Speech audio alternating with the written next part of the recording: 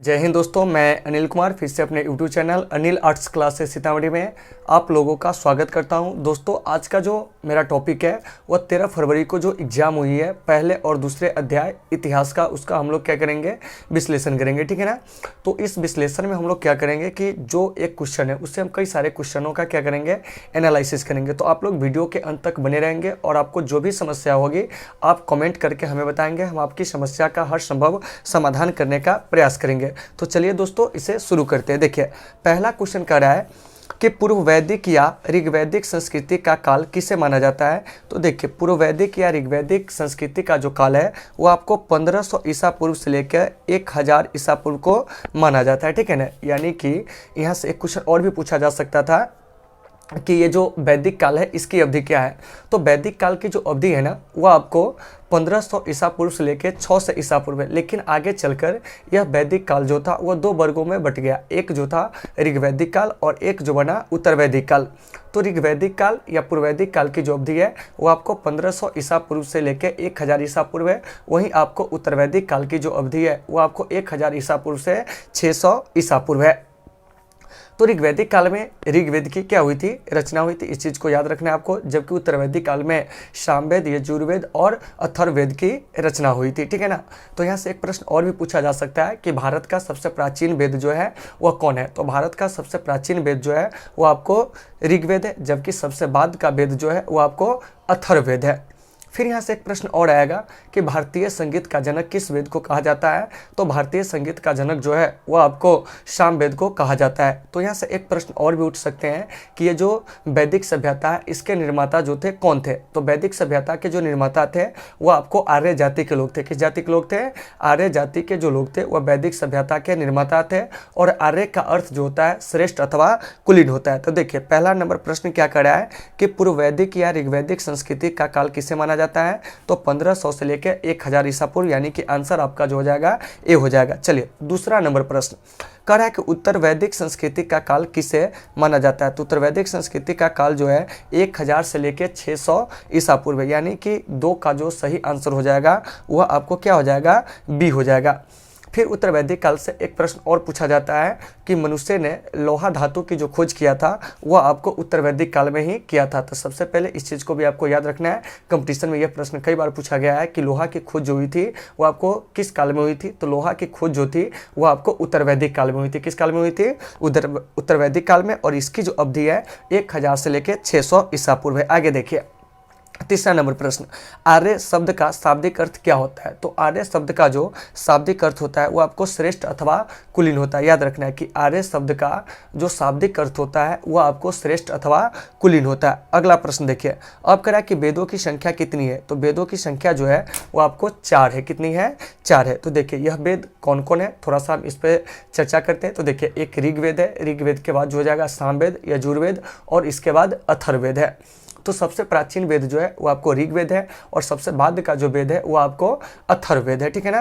और इस वेद के जो रचयिता है वो आपको महर्षि कृष्णद्वैपायन वेदव्यास है। तो अगर आपसे प्रश्न किया जाता है कि वेद के रचयिता कौन है, तो वेद के रचयिता जो है वो आपको महर्षि कृष्णद्वैपायन वेदव्यास है। आगे देखिए, अब कह रहा है कौन से 3 वेद जो है संयुक्त रूप से त्रयी या वेद त्रयी के नाम से जाने जाते हैं। तो देखिए, आपका प्रश्न यही कर रहा है कि कौन से 3 वेद संयुक्त रूप से त्रयी या वेद त्रयी कहलाते हैं। तो इसका सही आंसर हो जाएगा ऋग्वेद, यजुर्वेद और सामवेद, यानी कि 5 का ऑप्शन नंबर ए जो है वो आपको सही होगा। ठीक है ना। कि कौन से 3 वेद संयुक्त रूप से त्रयी या वेद त्रयी कहा जाता है। तो आपका आंसर हो जाएगा ऋग्वेद, ठीक है ना, यजुर्वेद और उसके बाद हो जाएगा सामवेद। ठीक है ना। तो देखिए, ऋग्वेद जो है सबसे पहले जान लीजिए कि यह जो है भारत का सबसे प्राचीन वेद है। वैसे भी आप जान लीजिए कि वेद जो है भारत का सबसे प्राचीन धर्म ग्रंथ है। ठीक है ना। तो वेद में हम सबसे पहले ऋग्वेद के बारे में अगर चर्चा करते हैं तो सबसे पहले जान लीजिए कि ऋग्वेद में जो मंडलों की संख्या है वह आपको 10 है। सूक्तों की संख्या जो है 1028 है। वहीं ऋचाओं की संख्या जो है वो आपको 10,462 है। तो इन सारे चीज़ों को आपको बढ़िया से देख लेना है। ठीक है ना। अब देखिए, अब है यजुर्वेद। यजुर्वेद जो है वो आपको गद्य और पद दोनों में क्या किया गया है, लिखा गया है। सामवेद जिसे भारतीय संगीत का जनक कहा जाता है।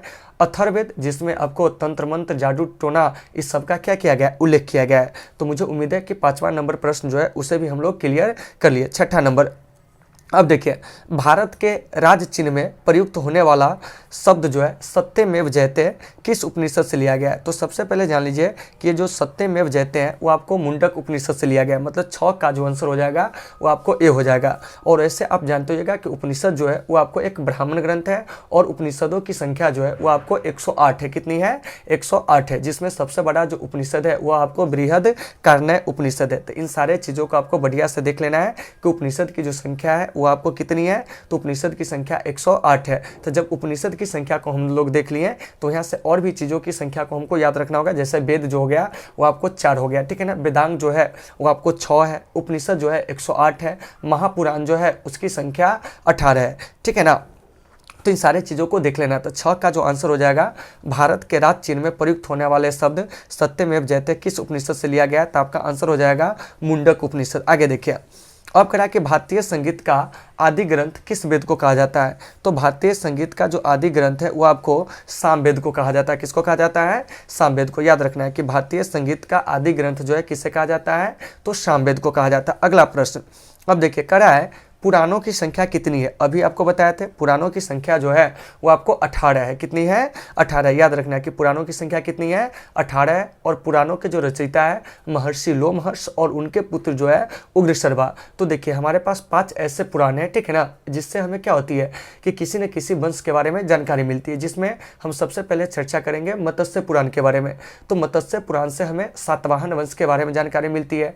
वहीं आपको विष्णु पुराण से मौर्य वंश के बारे में जानकारी मिलती है। वायु पुराण से गुप्त वंश के बारे में क्या होती है? जानकारी मिलती है, ठीक है ना।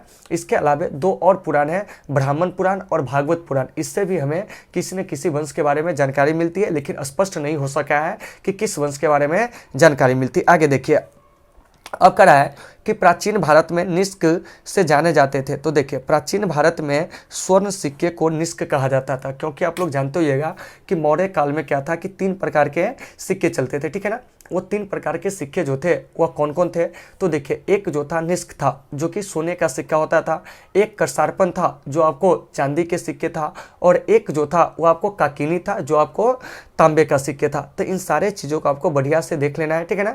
मौर्य काल में जो टकसाल के अध्यक्ष होते थे उसे लक्षणाध्यक्ष कहा जाता था। इसके अलावे मौर्य काल में जो मुद्राओं का परीक्षण करने वाला अधिकारी होता था उसे रूपदर्शक कहा जाता था। क्या कहा जाता था? रूपदर्शक। तो देखिए, तो इन सारे चीज़ों को आप वीडियो पॉज करके क्या करेंगे कि बढ़िया से लिखते भी चलेंगे। आगे देखिए, अब कह रहा है योग दर्शन के प्रतिपादक जो है कौन है? तो देखिए, योग दर्शन के जो प्रतिपादक है वो आपको पतंजलि है। कौन है? पतंजलि है। याद रखना है कि योग दर्शन के प्रतिपादक कौन है? पतंजलि है। और दर्शन जो है वो आपको इसे षट दर्शन के नाम से भी जाना जाता है, क्योंकि 6 दर्शन जो है उसके बारे में आगे भी हम चर्चा करेंगे, क्योंकि दर्शन से कई सारे प्रश्न आए हैं। तो आपको यहाँ पर एक चीज़ याद रखना है कि योग दर्शन के प्रतिपादक कौन है? तो वो आपको पतंजलि है। आगे देखिए, 11 नंबर प्रश्न क्या करा कि चरक संहिता नामक पुस्तक किस विषय से संबंधित है? तो देखिए, चरक संहिता नामक पुस्तक जो है वो आपको चिकित्सा से संबंधित है, और इसके जो लेखक है वो आपको कौन है? तो चरक संहिता के जो लेखक है वो आपको चरक है। कौन है? चरक है। तो इन सारे चीज़ों को आपको बढ़िया से देख लेना है। आगे देखिए, अब करा है सबसे बाद का वेद कौन सा है? तो सबसे बाद का जो वेद होगा मेरे भाई 12 में, ठीक है ना। ये प्रश्न है कि सबसे बाद का वेद कौन होगा? तो सबसे बाद का जो वेद हो जाएगा वो आपको ऋग्वेद हो जाएगा, सॉरी यजुर मतलब अथर्ववेद हो जाएगा। क्या हो जाएगा? अथर्ववेद। याद रखना है कि सबसे बाद का वेद कौन है? तो हमारा आंसर हो जाएगा आपको अथर्ववेद, ठीक है ना। तो 12 का आंसर हम यहाँ पर लिख दे रहे हैं, आप लोग भी लिख लीजिएगा कि सबसे बाद का जो वेद है वो कौन है? तो हमारा आंसर हो जाएगा अथर्ववेद। आगे देखिए, अब करा कि मगध की प्रथम राजधानी कौन थी?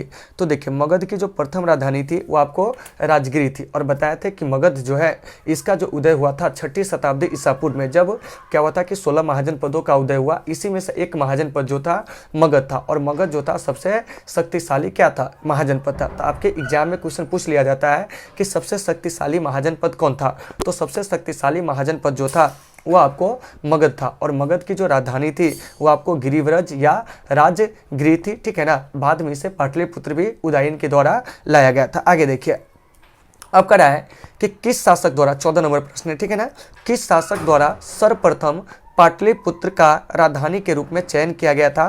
तो आपका जो आंसर हो जाएगा उदयीन हो जाएगा। क्या हो जाएगा? उदयीन। ध्यान से सुनिए कि किस शासक द्वारा सर्वप्रथम पाटलिपुत्र का राजधानी के रूप में चयन किया गया था? तो आपका सही आंसर हो जाएगा उदयीन। और उदयीन जो था वो आपको अजातशत्रु का बेटा था, ठीक है ना, और इसका जो संबंध था हर्यक वंश से था।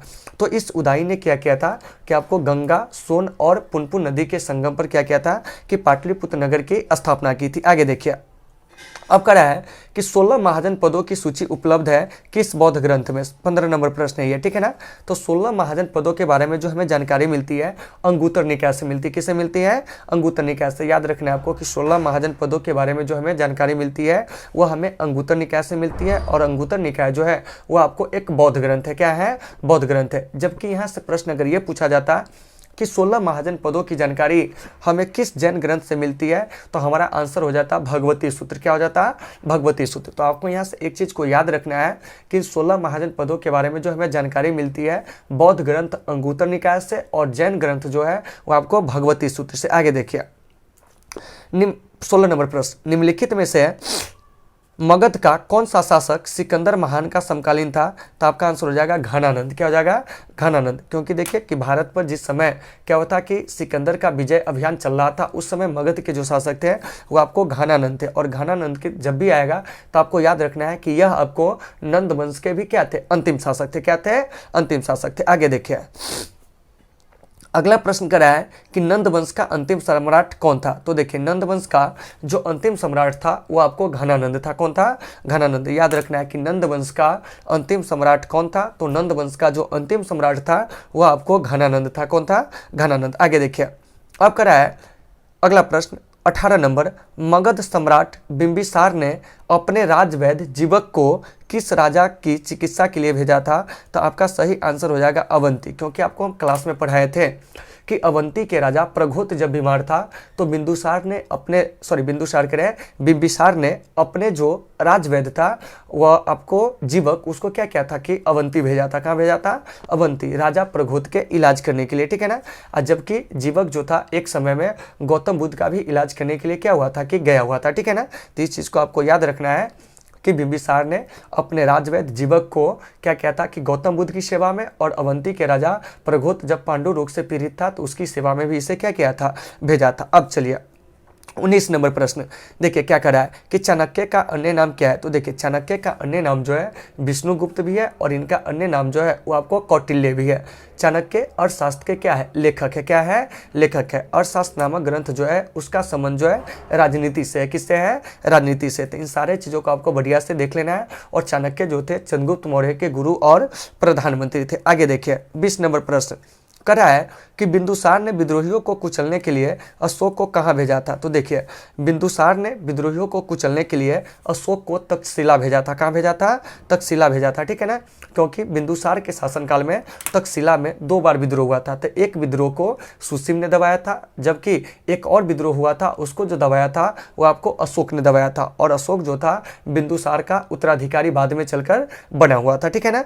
चलिए आगे 21 नंबर क्वेश्चन, देखिए क्या करा कि कौटिल्य चाणक्य किसका प्रधानमंत्री था? तो देखिए कौटिल्य चाणक्य जो था वो आपको चंद्रगुप्त मौर्य का क्या था? प्रधानमंत्री था, चंद्रगुप्त मौर्य का।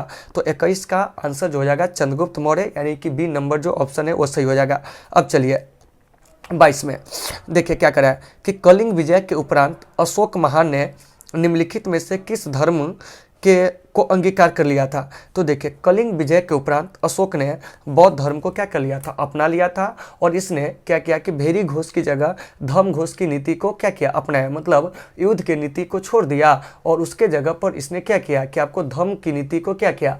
अपनाया। फिर यहाँ से एक प्रश्न आएगा कि कलिंग का युद्ध जो हुआ था किसके बीच हुआ था?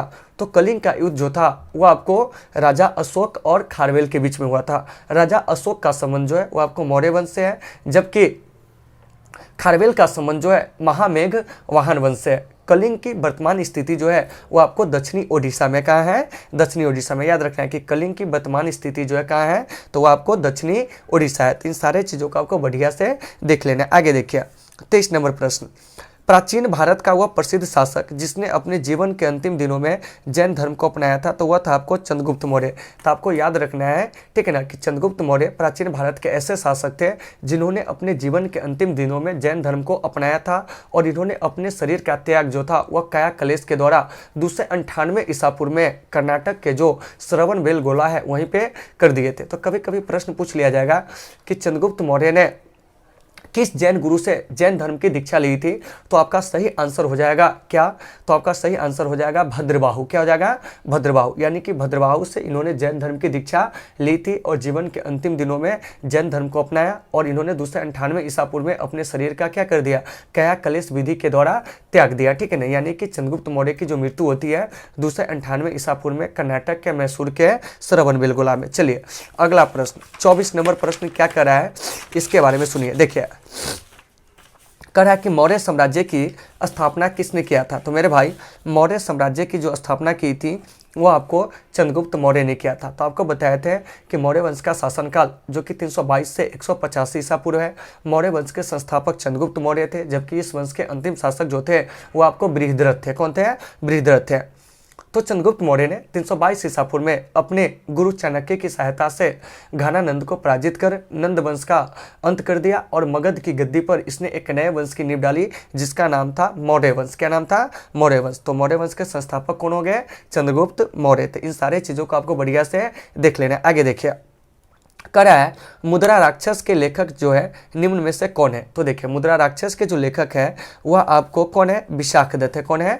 विशाखदत्त। क्योंकि जब आप लोगों को हम प्राचीन भारतीय इतिहास के अध्ययन के स्रोत पढ़ाए थे तो उसमें बताए थे कि मुद्रा राक्षस के लेखक कौन है? विशाखदत्त है, ठीक है ना। और विशाखदत्त ने अपनी पुस्तक मुद्रा राक्षस में क्या किया है कि चंद्रगुप्त मौर्य के लिए ब्रिशल शब्द का प्रयोग किया है, और ब्रिशल का अर्थ होता है निम्न कुल में पैदा लेने वाला। आगे देखिए अब कह रहा है कि नंद वंश के पतन के पश्चात, 26 नंबर प्रश्न है, ठीक है ना। नंद वंश के पतन के पश्चात मगध पर किस राजवंश ने शासन किया था? तो वह वंश था आपको मौर्य वंश। क्या था? मौर्य वंश, ठीक है ना। आगे देखिए मौर्य काल में शिक्षा का सर्वाधिक प्रसिद्ध केंद्र कौन था? तो देखिए मौर्य काल में शिक्षा का जो सर्वाधिक प्रसिद्ध केंद्र था वो आपको तक्षशिला था। कौन था? तक्षशिला था। तो इन सारे चीज़ों को आपको बढ़िया से देख लेना है। आगे चलिए कह रहा है कि मेगास्थनीज की पुस्तक का नाम क्या है। तो देखिए मेगास्थनीज की जो यात्रा वृत्तांत है वो आपको इंडिका है, और आपको पता होगा कि मेगास्थनीज जो था यूनानी राजदूत था, और यह किसका राजदूत था? सेल्यूकस निकेटर का राजदूत था जो चंद्रगुप्त मौर्य के दरबार में आया था, और यह चंद्रगुप्त मौर्य के दरबार में 305 से लेके 298 ईसा पूर्व तक रहा हुआ था, ठीक है ना। तो इन सारे चीज़ों को आपको बढ़िया से देख लेना है। और मेगास्थनीज की जो यात्रा वृत्तांत है उसका नाम जो है इंडिका है। क्या है? इंडिका है। और इससे हमें मौर्यकालीन समाज के बारे में क्या होती है? जानकारी मिलती है। तो इन सारे चीज़ों को बढ़िया से देख लेना है। 29 नंबर प्रश्न देखिए कह रहा है कि अशोक के शिलालेखों में प्रयुक्त भाषा क्या है। तो आपको बताया था कि अशोक के शिलालेखों में जो प्रयुक्त भाषा है वो आपको प्राकृत है। क्या है? प्राकृत है। जबकि अशोक के अभिलेख में लिपि की बात की जाएगी तो उसमें आपको ब्राह्मी लिपि है। ब्राह्मी लिपि के बाद जो हो जाएगा वो आपको खरोष्ठी लिपि हो जाएगा, अरमाइक लिपि हो जाएगा, यूनानी लिपि हो जाएगा। ब्राह्मी लिपि बाईं से दाईं ओर लिखी जाती है, खरोष्ठी लिपि दाईं से मतलब बाईं ओर लिखी जाती थी, ठीक है ना। तो इन सारे चीज़ों को देख लेना है। ब्राह्मी लिपि में ज़्यादातर अभिलेख जो है वो आपको भारत से मिले, जबकि खरोष्ठी लिपि में आपको ज़्यादातर अभिलेख पाकिस्तान से मिले हैं, और अफगानिस्तान से अरमाइक और यूनानी लिपि में क्या है कि अशोक के अभिलेख मिले हैं। तो इन चीज़ों को देख लेना है। 30 नंबर देखिए जो कि आप लोगों को काफ़ी दिक्कत क्या हुआ, एक प्रश्न देखिए कह रहा है कि सूची 1 को सूची 2 से सुमेलित कीजिए तथा सूचियों के नीचे दिए गए कुट से सही उत्तर का चयन कीजिए। तो देखिए सूची 1 में कह रहा है चंद्रगुप्त। तो देखिए तो चंद्रगुप्त मौर्य को सेंड्रोकोटस कहा जाता है। तो 1 का क्या हो जाएगा? 2 हो जाएगा कि चंद्रगुप्त मौर्य को क्या कहा जाता है? सेंड्रोकोटस। ध्यान से सुनिएगा। बिंदुसार को अमित्रघात कहा जाता है, तो आपको बी का आंसर क्या हो जाएगा? 3 हो जाएगा। उसके बाद है अशोक, अशोक को प्रियदर्शी कहा जाता है, तो सी का 1 हो जाएगा। उसके बाद है डी में आपको चाणक्य, तो चाणक्य को विष्णुगुप्त कहा जाता है। तो आपको यहाँ से देखना है कि किस ऑप्शन में 1 का 2 है। तो 1 का 2 जो है आपको ए में भी है, सी में भी है। तो चलिए हम सी को लेते हैं क्योंकि आंसर यही होगा, ठीक है ना। तो देखिए तो 1 का जो हो जाएगा वो आपको क्या हो जाएगा, मतलब सी में चलते 1 का 2 सही है। और उसके बाद बी का जो है 3 है, तो बी का 3 यहाँ पर भी है, सी का 1 है, सी का 1 यहाँ पर भी है, और डी का जो है 4 आपको सी नंबर ऑप्शन में है। तो इसका सही आंसर जो हो जाएगा वो आपको सी हो जाएगा। तो 30 का सही आंसर सी हो जाएगा। देखिए ऐसे एग्जाम मतलब प्रश्न जो होते हैं कंपटीशन में पूछे जाते हैं, इसलिए हम ऐसे प्रश्नों को दिए। आगे देखिए, अब कह रहा कि सांची का स्तूप किसने बनवाया था? तो मेरे भाई सांची का स्तूप जो बनवाया था वो आपको अशोक ने बनवाया था। कौन बनाया था? अशोक ने। याद रखना है कि सांची का स्तूप कौन बनाया था? अशोक ने। और सांची का स्तूप जो है वो आपको मध्य प्रदेश के रायसेन जिला में, और इसकी खोज सन 1818 ईस्वी में जनरल टेलर के द्वारा की गई थी। और सांची के स्तूप को क्या हुआ था कि 1989 में यूनेस्को ने अपने विश्व विरासत सूची में क्या किया था? शामिल किया था। तो इन सारे चीज़ों को आपको बढ़िया से देख लेना है। और सांची के स्तूप का संबंध जो है वह आपको बौद्ध धर्म से, किस धर्म से है? बौद्ध धर्म से, ठीक है ना। आगे देखिए, अब कह रहा है अशोकों के शिलालेख को पढ़ने वाला प्रथम अंग्रेज जो था वह कौन था? तो वो आपको जेम्स प्रिंसेप था, ठीक है ना, कि अशोकों के अभिलेख को पढ़ने वाला प्रथम अंग्रेज जो था कौन था? जेम्स प्रिंसेप था, ठीक है ना, जिन्होंने 1837 में अशोक के अभिलेख को क्या किया था? पढ़ा था। आगे देखिए 33 नंबर, कलिंग युद्ध की विजय तथा क्षत्रियों का वर्णन अशोक के किस शिलालेख में? तो शिलालेख 13 में। तो देखिए 33 का आंसर जो हो जाएगा डी हो जाएगा, यानी कि अशोक के कलिंग विजय के बारे में जो जानकारी मिलती है वो हमें किस अभिलेख से मिलती है? तो वह आपको 13 में शिलालेख से मिलती है, ठीक है ना। तो 33 का आंसर डी हो जाएगा। कलिंग का युद्ध हुआ था 261 ईसा पूर्व में हुआ था, इस चीज़ को भी आपको याद रखना है। चलिए 34 में, प्रसिद्ध यूनानी राजदूत मेगास्थनीज भारत में किसके दरबार में आए थे? तो यह आपको चंद्रगुप्त मौर्य के दरबार में। अभी बताए थे कि चंद्रगुप्त मौर्य के दरबार में यह 305 से 298 ईसा पूर्व तक रहा था, और इस अवधि में इन्होंने अपना यात्रा वृत्तांत लिखा था जिसका नाम था इंडिका। आगे देखिए, अब कह रहा है कि अशोक के अधिकांश अभिलेख किस भाषा व लिपि में है? तो देखिए अशोक के अधिकांश अभिलेख जो है वो आपको प्राकृत भाषा में, और लिपि कहेगा तो वो हो जाएगा ब्राह्मी। तो 35 का आंसर हो जाएगा ए हो जाएगा। क्या हो जाएगा? ए हो जाएगा। 36 में देखिए क्या करा कि मौर्य काल में एग्रोनोमोई किसे कहा जाता था? तो मौर्य काल में एग्रोनोमोई सड़क निर्माण करने वाले अधिकारी को कहा जाता था। तो 36 का आंसर जो हो जाएगा वो आपको बी हो जाएगा। 37, बिंदुसार की मृत्यु के समय अशोक किस प्रांत का गवर्नर था? तो यह आपको उज्जैन का था। कहाँ का था? उज्जैन का था, क्योंकि आप लोगों को हम पढ़ाए हुए हैं, ठीक है ना, कि जिस समय अशोक राजा बना था, ठीक है ना, उस समय यानी कि वह कहाँ का गवर्नर था जानते हैं? वह आपको यानी कि क्या कहते हैं कि अवंती का जो था वह आपको गवर्नर था, ठीक है ना, यानी कि उज्जैन का गवर्नर था, ठीक है ना। और यह 2 प्रांतों का गवर्नर अपने पिता के शासनकाल में रहा था, एक तक्षशिला और एक जो था आपको उज्जैन, ठीक है ना। तो इस चीज़ को याद रखना है। तो अपने पिता की मृत्यु के समय उज्जैन का क्या था? गवर्नर था। आगे देखिए, अब कह रहा है कि सिंधु घाटी सभ्यता के किस स्थल को सिंध का बाग कहा जाता है? 38 नंबर प्रश्न है। तो आपका सही आंसर हो जाएगा मोहनजोदड़ो, क्योंकि मोहनजोदड़ो के आसपास की भूमि जो थी काफ़ी ज़्यादा उपजाऊ थी, इसीलिए इसे सिंध का बाग कहा जाता है। क्या कहा जाता है? सिंध का बाग कहा जाता है। मोहनजोदड़ो जो है सिंधु घाटी सभ्यता का सबसे बड़ा क्या है? नगर है। और मोहनजोदड़ो की खोज 1922 में राखलदास बनर्जी के द्वारा किया गया था। किसके द्वारा किया गया था? राखलदास बनर्जी के द्वारा किया गया था। तो इन सारे चीज़ों को आपको बढ़िया से देख लेना है। अब आइए 39 नंबर, करा कि हड़प्पा सभ्यता के अंतर्गत हल से जोते गए खेत का साक्ष्य कहाँ से मिला है?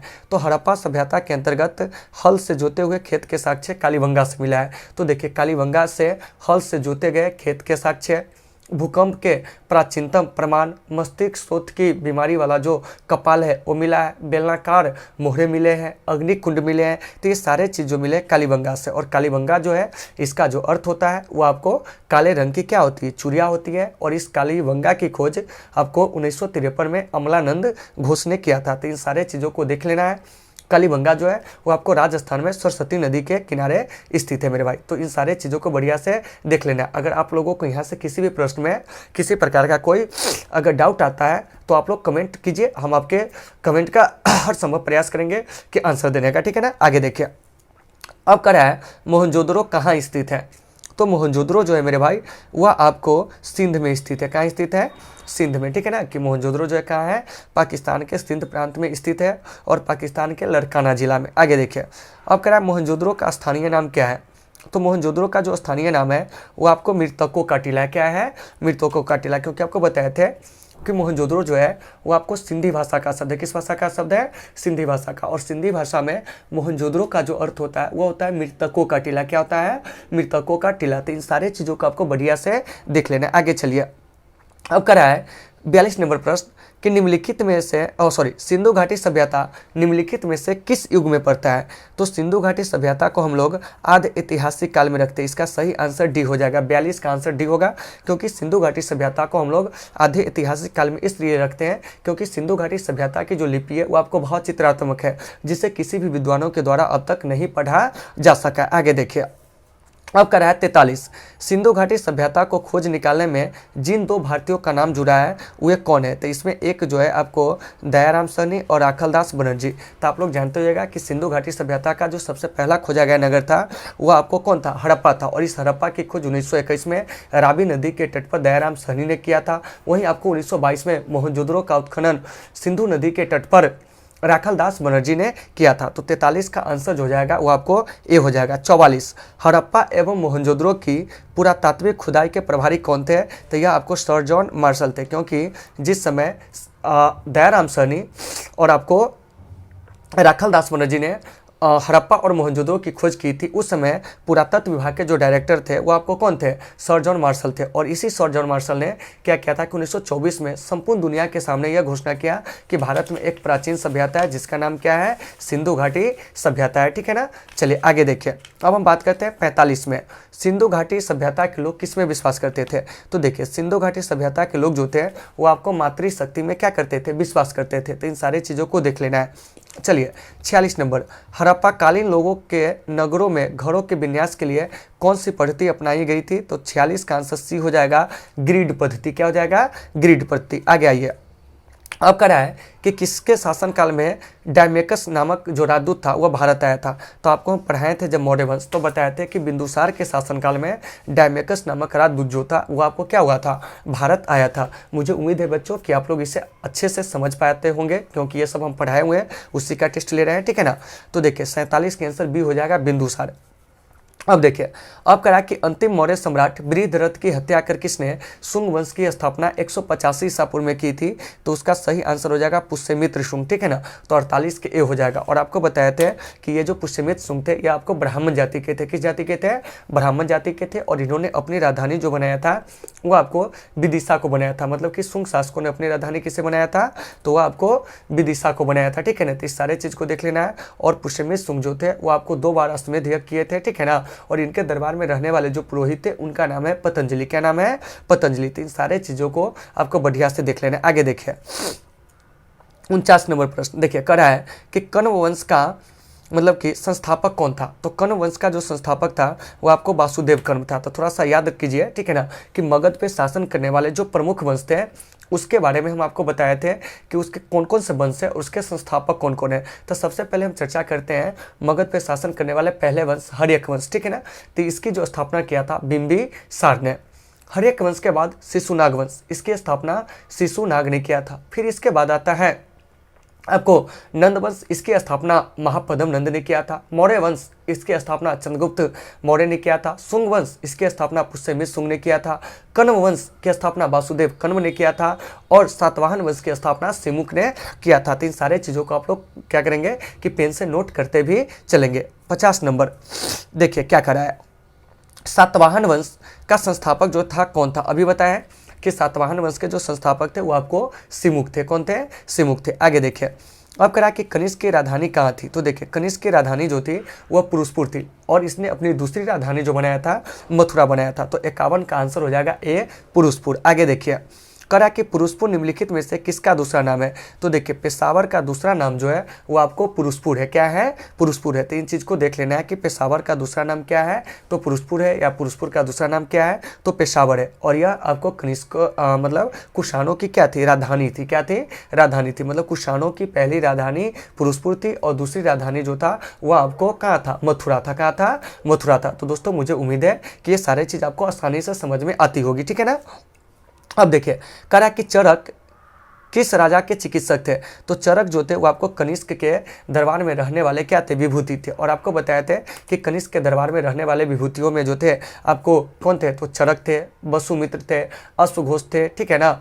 इसके अलावा संघरक्ष थे। ठीक है ना। पार्षद थे, महाचेत थे, इसके अलावा आपको भारत का आइष्टी नागार्जुन थे, क्या थे, नागार्जुन थे। तो ये सभी जो थे कनिष्क के दरबार के विभूति थे, क्या थे, विभूति थे। अश्वघोष के द्वारा बुद्ध चरित्र लिखा गया था। मध्यमिका सूत्र जो है नागार्जुन के द्वारा लिखा गया था। महाविभास सूत्र जो है वो आपको वसुमित्र के द्वारा लिखा गया था। चरक संहिता जो है चरक के द्वारा लिखा गया था। तो 53 का जो सही आंसर हो जाएगा वो हो जाएगा डी। आगे देखिए, अब कह रहा है कि भारत में सर्वप्रथम स्वर्ण मुद्राएं किसने चलाई थी। तो भारत में सर्वप्रथम स्वर्ण मुद्राएं जो चलाई थी इंडो बैक्टीरियन, यानी कहने का मतलब हुआ कि हिंद यूनानी ने सबसे पहले भारत में क्या किया था कि आपको सोने के सिक्के को चलाया था। लेकिन भारत में सबसे अधिक मात्रा में शुद्ध सोने का सिक्का कहेगा तो आपको कुषाणों ने चलाया था। और भारत में सबसे अधिक मात्रा में सोने का सिक्का अगर कहेगा तो वो हो जाएगा गुप्त शासकों ने चलाया था। कौन चलाया था, गुप्त शासकों। तो याद रखिएगा कि भारत में सबसे पहले सोने का सिक्का कौन चलाया, हिंद यूनानी ने। अगला प्रश्न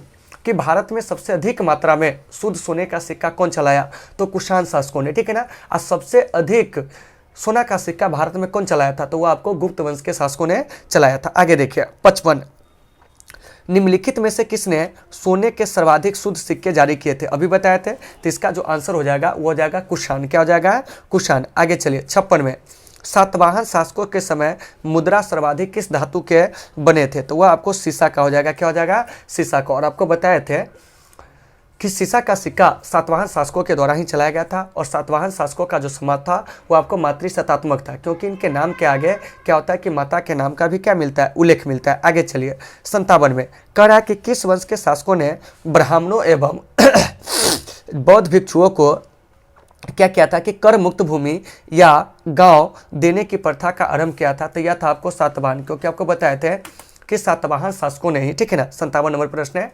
सातवाहन शासकों ने ही सर्वप्रथम क्या किया था कि आपको क्या कहते हैं कि ये जो ब्राह्मणों को भूमि अनुदान देने की प्रथा जो है इसको क्या किया था, शुरू किया था। क्या किया था, शुरू किया था। लेकिन गुप्त वंश के भी एक महान शासक के जो पुत्री थी प्रभावती गुप्त, उसने भी ब्राह्मणों को क्या किया था, भूमि अनुदान दिया था। लेकिन सबसे पहले पूछेगा कि ब्राह्मणों को भूमि अनुदान देने की प्रथा कौन शुरू किया था, तो आपका जो आंसर हो जाएगा वो हो जाएगा सातवाहन। आगे चलिए, अब कह रहा है कि भारतीयों के लिए महान रेशम मार्ग मतलब सिल्क रूट का जो आरंभ किया था कौन किया था, तो सिल्क रूट का जो आरंभ किया था वो आपको कनिष्क किया था। कौन किया था, कनिष्क किया था। और कनिष्क जो था कुषाण वंश का सबसे प्रतापी राजा था। और यह बौद्ध धर्म के महायान संप्रदाय के क्या थे, कि अनुयायी थे। क्या थे, अनुयायी थे। अब देखिए 59 नंबर प्रश्न क्या कह रहा है कि चरक और नागार्जुन किसके दरबार की शोभा थे।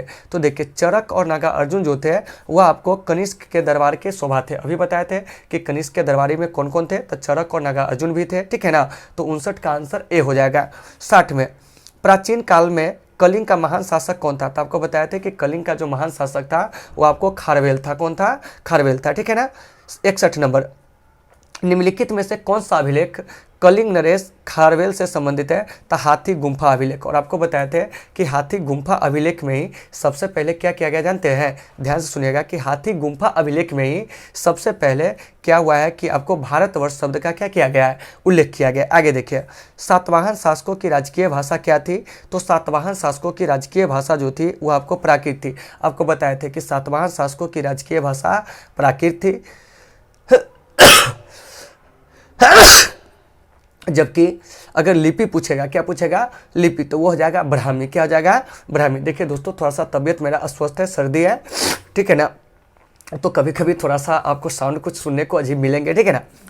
आगे देखिए, अब कह रहा है 63 नंबर कि शुंग वंश के बाद किस वंश ने भारत पर राज किया था, तो वह था शुंग वंश के बाद आपको कण्व वंश था। कौन वंश था, कण्व वंश था। क्योंकि आप जानते होइएगा कि शुंग वंश के जो अंतिम शासक है देवभूति, उसकी हत्या करके वासुदेव कर्म ने कण्व वंश की नींव डाली थी 72 ईसा पूर्व में, ठीक है ना। तो 63 का आंसर सी हो जाएगा। 64, प्राचीन भारत का महान व्याकरण पतंजलि किसका समकालीन था, तो ये जो पतंजलि था पुष्यमित शुंग के समकालीन था। यानी कि ये जो पतंजलि है यह पुष्यमित शुंग के क्या थे, पुरोहित थे। आगे देखिए, अब कह रहा है कि हड़प्पा सभ्यता का प्राचीन नाम क्या है, तो हड़प्पा सभ्यता का जो प्राचीन नाम है वह है आपको सिंधु घाटी की सभ्यता, यानी कि 65 का आंसर हो जाएगा शीत। देखिए तो हम फर्स्ट लेसन के क्वेश्चन पर ज़्यादा ये जोर नहीं दे रहे, क्योंकि ये सब हम विश्लेषण किए हुए थे, ठीक है ना, कि हड़प्पा सभ्यता को हम लोग सिंधु घाटी सभ्यता, सिंधु सरस्वती सभ्यता और सिंधव सभ्यता के नाम से भी जानते हैं। आगे देखिए, सिंधु घाटी सभ्यता जानी जाती है किस लिए?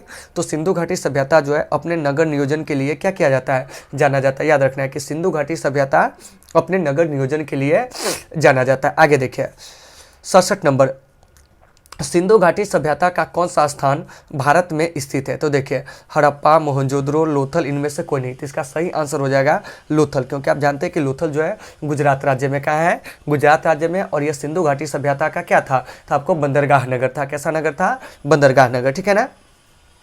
तो इसका सही आंसर हो जाएगा 67 का सी। आगे देखिए भारत में खोजा गया सबसे पहला और पुराना शहर कौन था? तो देखिए भारत में खोजा गया सबसे पहला और पुराना शहर जो था वो आपको मोहनजोदड़ो था। कौन था? मोहनजोदड़ो। तो 68 का सही आंसर हो जाएगा सी। 69 हड़प्पाकालीन स्थल रोपर पंजाब किस नदी के किनारे स्थित है? तो ये आपको सतलज नदी के किनारे है। तो आपको बताए थे कि रोपर जो है, ठीक है ना, ये आपको किस नदी के किनारे है? सतलज नदी के किनारे। और रोपर का ही अभी नया नाम जो है वो आपको रूपनगर है। आगे देखिए अगला प्रश्न क्या कर रहा है, हड़प्पा सभ्यता का सर्वाधिक मान्यता प्राप्त काल क्या है? तो हड़प्पा सभ्यता का सर्वाधिक मान्यता प्राप्त काल जो है 2500 से लेकर 1750 ईसा पूर्व, यानी कि 70 का आंसर बी हो जाएगा। 71 में निम्नलिखित में से किस पदार्थ का उपयोग हड़प्पा काल की मुहरों के निर्माण में मुख्य रूप से किया जाता था? तो आपका सही आंसर हो जाएगा सेलखड़ी। क्या हो जाएगा? सेलखड़ी। याद रखना है कि सेलखड़ी का जो उपयोग होता था हड़प्पा सभ्यता के मुद्रा या मुहरों को बनाने में होता था। आगे देखिए 72 हड़प्पा सभ्यता किस युग की सभ्यता है? तो हड़प्पा सभ्यता जो है वो आपको कांस्य युग की सभ्यता है। तो इस पर ज़्यादा चर्चा नहीं करेंगे, आधे ऐतिहासिक काल की भी सभ्यता है, ठीक है ना। अब देखिए हड़प्पा सभ्यता के निवासी क्या थे? तो देखिए हड़प्पा सभ्यता के जो निवासी थे वो आपको शहरी थे। क्या थे? शहरी थे। याद रखना है कि हड़प्पा सभ्यता के निवासी क्या थे? तो आपका सही आंसर जो हो जाएगा वो क्या हो जाएगा? शहरी हो जाएगा। क्या हो जाएगा? शहरी हो जाएगा। तो इस चीज़ को आपको बढ़िया से देख लेना है। जबकि आपको वैदिक सभ्यता के जो मतलब निवासी थे वो आपको ग्रामीण थे। आगे देखिए निम्नलिखित विद्वानों में से हड़प्पा सभ्यता का सर्वप्रथम खोज कौन किया था? तो आपको दयाराम साहनी ने किया था। कौन किया था? दयाराम साहनी ने 1921 में हड़प्पा की खोज जो किया था वो आपको मतलब रावी नदी के तट पर किया था। आगे देखिए 75 सिंधु घाटी सभ्यता का पतन नगर कौन है? तो सिंधु घाटी सभ्यता का जो पतन नगर है मेरे भाई वह आपको कौन है? तो ये आपको लोथल हो जाएगा। तो 75 का आंसर जो हो जाएगा बी हो जाएगा। 76 हड़प्पा सभ्यता की खोज किस वर्ष में हुई थी? तो हड़प्पा सभ्यता की खोज जो हुई थी 1921 में। तो 76 का आंसर हो जाएगा सी, क्योंकि ये सब पढ़ाया क्वेश्चन इसलिए ज़्यादा समय नहीं दे रहे। आगे देखिए सिंधु घाटी सभ्यता निम्नलिखित में से किस सभ्यता के समकालीन नहीं मानी जाती है? तो आपका जो आंसर हो जाएगा ग्रीक की सभ्यता। बाकी मिस्र की सभ्यता, चीन की सभ्यता, मेसोपोटामिया की सभ्यता, इन सभी सभ्यताओं के समकालीन सिंधु घाटी सभ्यता को माना जाता है। आगे देखिए 78 सिंधु घाटी की सभ्यता कहाँ तक विस्तृत थी? तो आपको बताया था कि सिंधु घाटी सभ्यता जो था आपको भारत, पाकिस्तान और अफगानिस्तान तक था, ठीक है ना। तो दिए गए जो विकल्प है उसके अनुसार पंजाब, राजस्थान, गुजरात, उत्तर प्रदेश, हरियाणा, सिंध और बलूचिस्तान। तो इसका सबसे सही विकल्प जो हो जाएगा वो आपको 78 का डी हो जाएगा, क्योंकि हड़प्पा सभ्यता के बहुत सारे नगर जो है भारत से भी मिले, पाकिस्तान से भी मिले, अफगानिस्तान से भी मिले। तो इन सारे चीज़ों को देखने के बाद 78 का जो सही आंसर हो जाएगा वो हो जाएगा डी। 79 सिंधु घाटी की सभ्यता में घोड़े के अवशेष कहाँ से मिले हैं? तो सिंधु घाटी की सभ्यता में घोड़े के जो अवशेष है मेरे भाई वह आपको कहाँ से मिले हैं? तो घोड़े के अवशेष जो है वो आपको सुरकोतरा से मिले हैं, ठीक है ना। तो 79 का आंसर हो जाएगा ए। 80 में सिंधु घाटी स्थल कालीबंगा किस प्रदेश में? तो शुरू में बताए थे कि कालीबंगा जो है वो आपको राजस्थान में सरस्वती नदी के किनारे है और इसकी खोज 1953 में अमलानंद घोष के द्वारा किया गया था। अब देखिए सबसे प्राचीन वेद कौन है? तो सबसे प्राचीन वेद जो है वो आपको ऋग्वेद है। कौन वेद है? ऋग्वेद है। और सबसे बाद का वेद जो है वो आपको अथर्ववेद है। अब आइए 82 में सूची को मिलान करना है, सूची 1 और सूची 2 को सुमिलित करना है। तो देखिए गंधार की राजधानी तक्षशिला है, तो 1 का जो हो जाएगा वो आपको क्या हो जाएगा? 4 हो जाएगा। क्या हो जाएगा? 4। देखिए सुरसेन की जो राजधानी है वो आपको क्या है? मथुरा है, तो आपको बी का जो हो जाएगा 1 हो जाएगा। देखिए यहाँ पर मिलाते चलिएगा। उसके बाद है वत्स, वत्स की जो राजधानी वो कौशाम्बी है। कहाँ है? कौशाम्बी है, तो सी का जो हो जाएगा वो आपको 2 हो जाएगा। उसके बाद है कौशल, कौशल की जो राजधानी है वो आपको कहाँ है? श्रावस्ती है। कहाँ है? श्रावस्ती। तो डी का जो हो जाएगा वो आपको 3 हो जाएगा। तो यहाँ पर ढूंढिए कि आपको दिए गए विकल्प में ढूंढना है, ठीक है ना। जो भी 4 ऑप्शन दिया गया उसमें ये ढूंढना है कि 1 का 4 कौन में है। तो देखिए 1 का 4 3 ऑप्शन में है, ठीक है ना। चलिए तीनों को मिला के चलेंगे। अब देखिए ये जो बी नंबर है ठीक है ना, बी का एक है तो देखिए एक कोण में है, तो एक देखिए कि आपको सी में आ रहा है और बी में आ रहा है। अब चलिए अब सी नंबर से देखिए, बस सी का जो है दो कोण में है, तो देखिए सी का जो दो है वो आपको ए नंबर में, किस में है, ए नंबर में। तो इसका सही आंसर जो हो जाएगा 82 का ए हो जाएगा। क्या हो जाएगा ए हो जाएगा, क्योंकि आप जानते हैं कि गंधार की राजधानी तक्षशिला, ठीक है ना, सुसेन की राजधानी मथुरा है, उसके बाद वत्स की राजधानी कौशाम्बी है, कौशल की राजधानी जो है वो आपको श्रावस्ती है। आगे चलिए, अब कह रहा है कि हर्यक वंश के किस शासक को कुनिक कहा जाता है। तो देखिए हर्यक वंश के शासक जो है अजातशत्रु, इसको कुनिक भी कहा जाता है और पितृहंता भी कहा जाता है, क्योंकि इसने अपने पिता की क्या कर दी थी, हत्या कर दी थी। क्या कर दी थी, हत्या कर दी थी। आगे चलिए 84, किस शासक ने गंगा एवं सोन नदियों के संगम पर पाटलिपुत्र नामक नगर की स्थापना किया था। शुरू में बताए थे उदयन ने। कौन किया था, उदयन। तो इस पर ज़्यादा चर्चा नहीं करेंगे। आगे देखिए कह रहा है कि शिशुनाग वंश का वह कौन सा शासक था जिसके समय में वैशाली में द्वितीय बौद्ध संगति का आयोजन किया गया था और उसे काकवर्ण के नाम से भी जाना जाता था। देखिए कालाशोक को काकवर्ण के नाम से भी जाना जाता है और इसी ने क्या किया था जानते हैं कि द्वितीय बौद्ध सभा का क्या किया था, आयोजन किया था। क्या किया था, आयोजन किया था 383 ईसा पूर्व में। आगे देखिए नंद वंश का संस्थापक कौन था। तो नंद वंश के जो संस्थापक थे वो आपको महापद्म नंद थे, बता चुके हैं। सिकंदर ने भारत पर आक्रमण कब किया था, 326 ईसा पूर्व में। तो 87 का ए भी सही हो जाएगा और बी नंबर ऑप्शन भी 326 ईसा पूर्व है, तो ये भी सही हो जाएगा, ठीक है ना। तो ये जो 87 है, जो लोग ए और बी मारे होंगे दोनों सही है, ठीक है ना। आगे देखिए 88 में सूची 1 और सूची 2 का मिलान करना है। बिंबिसार, तो देखिए बिंबिसार जो था वो आपको किस वंश का शासक था, तो बिंबिसार जो था हर्यक वंश का। तो देखिए तो एक का जो हो जाएगा ए हो जाएगा। कालाशोक, तो कालाशोक शिशुनाग वंश का था, तो चलिए तो बी का हो जाएगा 2। महापद्म नंद जो था वो आपको नंद वंश का था, तो देखिए तो सी का जो हो जाएगा क्या हो जाएगा, तो आपको 4 हो जाएगा। उसके बाद डी है बिंदुसार, तो बिंदुसार जो था मौर्य वंश का था, डी का क्या हो जाएगा 3। तो हमको यहाँ पर ढूंढना क्या है कि एक का एक कहाँ है, तो एक का एक सब में है।